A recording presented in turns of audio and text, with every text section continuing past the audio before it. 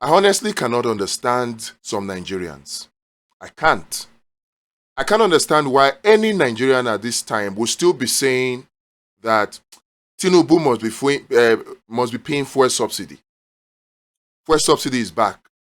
I can't understand it. Tinubu, after denying for several months, finally came around to admit that fuel subsidy is back. And we are told through the Minister of Finance that Tinubu has approved the payment of fuel subsidy. Then immediately after that, the Chief Financial Officer of NNPC then comes to tell Nigerians on national TV that NNPC does not pay a dime to anybody as fuel subsidy. So my question is this. NNPC is telling you that they don't pay fuel subsidy. That they just have an arrangement between them and the federal government to offset and write off. It's a write-off, the shortfall. Mind you, there's a difference between subsidy and shortfall. Subsidy is when you actually make payments to someone to augment or to support the price of a particular product. That is subsidy. But when you are producing something yourself and you get that thing free of charge because of the oil swap arrangement in place, you get it free of charge, you are not buying it. NNPC does not buy crude oil. They swap petrol for crude oil. So, for something you don't buy, you swap it. And then you now are supposed to determine how much to sell it. But then your owner now comes to say, don't sell it at 1 naira, sell it at 50 kobo. Now that is a shortfall, it's not subsidy. Because from what the Chief Financial Officer of NNPC is saying, no payments changes hand for fuel subsidy from NNPC or from the federal government. No payment changes hand. And they don't make any fuel subsidy payment to the oil marketers. They don't. They don't even pay the refineries for the fuel. They don't pay the refineries for the fuel. So what I don't understand is this. The Chief Financial Officer of NNPC is telling you, oil and gas expert, is telling you, blind followers and supporters of Tinubu, he's telling you that they don't pay fuel subsidy. And you are still coming to say, no, you pay fuel subsidy. I don't understand. See, I don't blame these people, though.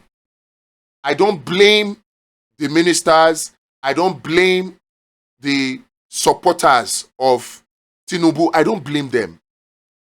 You know, the fault is ours. We just sit down and they continue to act this film, this movie for us. Somebody is telling you that we don't pay fuel subsidy. You are saying, no, you pay fuel subsidy. The person is the one who is supposed to know. Haba. We need to take action. If we continue like this, things will just continue to go from bad to worse. They have perfected their plans. And the plan is simple. Give them talking points. Give them talking points. They will talk. And after a while, when they are tired of talking, give them another talking point. They will forget this first one and go for the next talking point. So the responsibility is ours. We are the ones that are allowing them to continue to do what they are doing. It is time for us to start writing petition.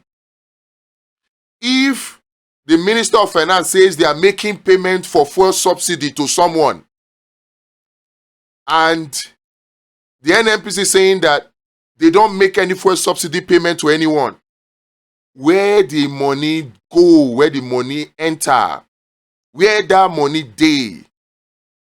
These are the questions we should be asking, and we cannot get these answers unless we petition.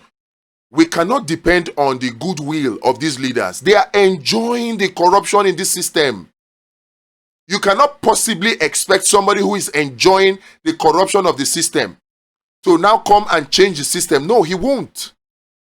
Somebody who is driving Escalade of 1 billion, or somebody who is driving Range Rover 2024, 500 million, Rolls Royce, 1 billion, Land Cruiser, all those people, you want them to now come and change the system that is enabling them to live that kind of lifestyle, to fly private jets, to live in mansion, travel to Europe, to Dubai, Bahamas for holiday and come back. You want them to change it? You think they'll change it? And I'm tired of seeing people, Nigerians, who mean well. They mean well, but they are sincerely wrong because they keep giving suggestions and advice to this same group of persons that are responsible for the current predicament of Nigeria and Nigerians. And they think that these same people will change the system. They won't. The responsibility is on us. We are the ones that we have to take action to make sure that they stop. And the starting point is that we must begin to write petition. We must begin to petition EFCC, petition ICPC. We must get to the bottom. The veil has to be opened on the activities of NNPC. They say they gave us audited reports. Inside the audited report, so many questions. An audited report is supposed to answer questions, but in the case of NNPC, audited report begins to throw up so many questions. So many questions. We need to petition. I don't want to subscribe to this argument that many people are making that, the petitions will not work. Who are we supposed to petition? Let's petition EFCC. Let's petition ICPC. Let's start from there. Let's shine light on the activities of these people. It will turn up the heat small under their nyash. It will. Don't just throw your hands in the air and give up and say, petitions will not do anything. Petitions will work. That's the first step. Because it is glaring. These people are just taking us for a ride.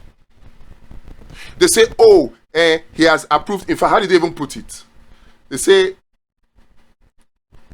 President Bola Tinubu has approved the request of the Nigerian National Petroleum Company Limited to use the 2023 dividends due to the Federation to pay for petrol subsidy. If NNPC did not buy refined petrol products, even though they think they should be selling it for 100 naira, and the federal government now asked them to sell it for 50 naira, because they did not pay for it in cash, they only paid for it in crude, which means that their total cost is actually zero. So if they sell for 600 naira, yes, they may have a shortfall of 600 naira, but that's not subsidy. That is actually shortfall. There's a difference. It's not subsidy. So if they sell at 600 naira, it means that, they may not have made a profit of 1,000 they may not have sold and made an income of 1,200 or 1,500 naira per liter, which they are claiming, but they are not at a loss because they didn't pay for this product. So the 600 naira, the 650 or 617 naira they are selling is still a profit. So I don't understand why you will now say that Tinubu has given approval to use the dividend that's supposed to be meant for the country to pay for fuel subsidy. To pay who? To pay who? With the shortfall of 600 naira or 700 naira that you call subsidy that NNPC has incurred, with that shortfall, NNPC still made a profit of 2 trillion. NNPC still made a profit of 2 trillion. So if they have made a profit of 2 trillion, not minding the shortfall, and then you are now giving approval that what is supposed to be revenue for government, for Nigerians, it should be paid as fuel subsidy. To who now? To who? To who? Is Nigeria not the owner of NNPC? To who? At the end of the day, what we should do as Nigerians is to change these people. And they can be changed. Don't let anybody deceive you to think that it is impossible to retire these leaders. It is not. They may have made it easy for them to perpetuate themselves continuously in the system, but it is not impossible to retire them. All we need to do is understand the problem and go to the root cause. Where is the birthplace? Where is the labor room for corrupt politicians, for bad leaders in Nigeria? Where? Where are bad leaders born? Where do they come from? They come from somewhere. All the bad leaders, they come from the political party. So if we have to fix the problem of bad leadership in Nigeria, we have to go to the political party. We have to go to the political party. Because it's from there that these bad leaders come. See, we can complain all we want that Nigeria just has problem of bad leaders. Yes, there are good leaders too. It's just that the good leaders have been shielded off. They have been blocked off.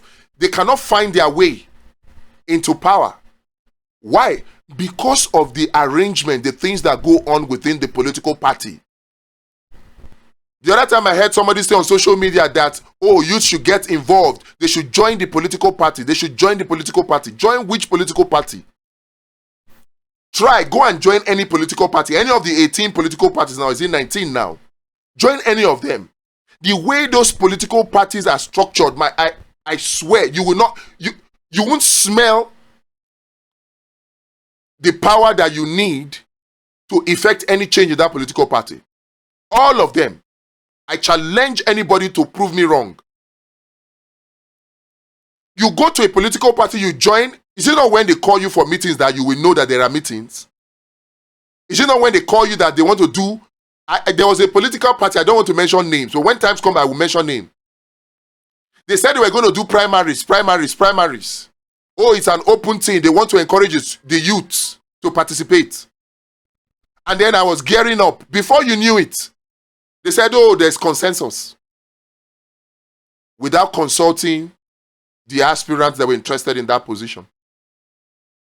These are the things that go on in the political parties. So at the end of the day, it's the highest bidder. Nomination forms and tickets are for the highest bidder.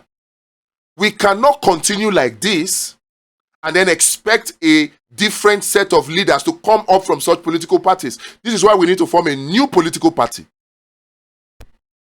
A new political party. I did a video and I talked about the core ideologies that a political party must have. In fact, that this new political party that we are talking about must have. It's on this channel. And that is why these core ideologies are the ones that we need to form a new political party. We must form a new political party. If not, we are going nowhere. Somebody said something that Nigerians are too hungry to think. I believe it. Part of the ideologies of this our new political party is to enact the free food and social welfare system in Nigeria backed by law. We make it a law. So it is not the prerogative of whoever is the leader at the moment. No. We need to activate that system, and we don't even need to wait for government before we can start it. We can start it now. These are the things we need to do. We need to break that chain of hunger, that chain of poverty. You know, the weaponization of poverty and hunger against the Nigerians. We need to break it. If not, the average Nigerians will still continue to be too hungry to think.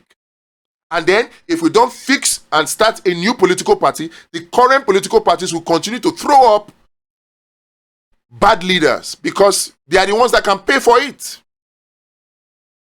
It is crucial that we do it. If not, all these things that Mele Kyari and NNPC and the group CEO of the chief financial officer of NNPC, all these shenanigans, all this drama, it will continue.